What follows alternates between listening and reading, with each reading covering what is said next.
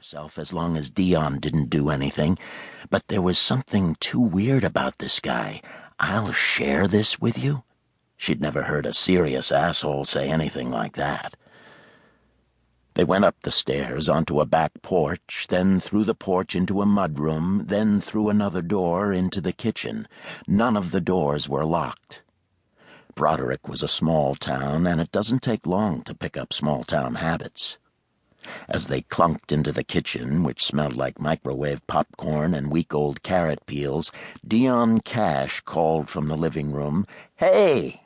And they heard his feet hit the floor, and a second later he stepped into the kitchen, scowling about something, a thin 5'10" black man in an Indian print fleece pullover and jeans, with a can of Budweiser in one hand. He saw War, the big man behind her, and then, an instant later, registered the shotgun. By that time, the big man had shifted the barrel of the shotgun, and it was pointing at Cash's head. "Don't even think about moving." "Easy," Cash said. He put the can of Budweiser on a kitchen counter, freeing his hands. "Call Joe." Cash looked puzzled for a second, then said, "Joe ain't here." "Call him," the big man said. He'd thought about this, about all the calling. Cash shrugged. "Hey, Joe!" he shouted. Nothing. After a long moment, the man with the shotgun said, "God damn it, where is he?" "He went away last month. He ain't been back. We don't know where he is," War said. "Told you he wasn't here."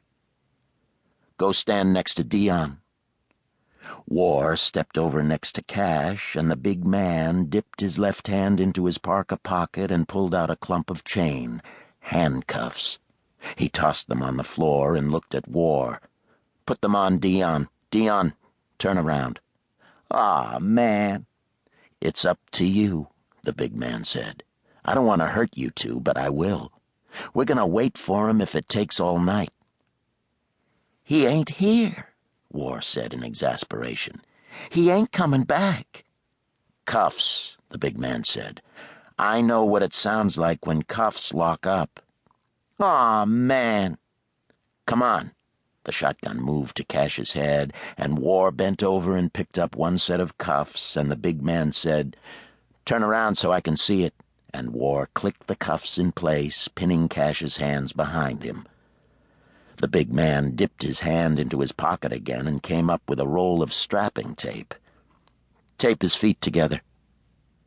"Man, you're starting to piss me off," Cash said. Even with his hands cuffed, he managed to look stupidly fierce. "Better'n being dead. Sit down and stick your feet out so she can tape you up." Still grumbling, Cash sat down, and War crouched beside him and said, "I'm pretty scared." And Cash said, "We're gonna be all right. The masked man can go look at Joe's stuff, see he ain't here."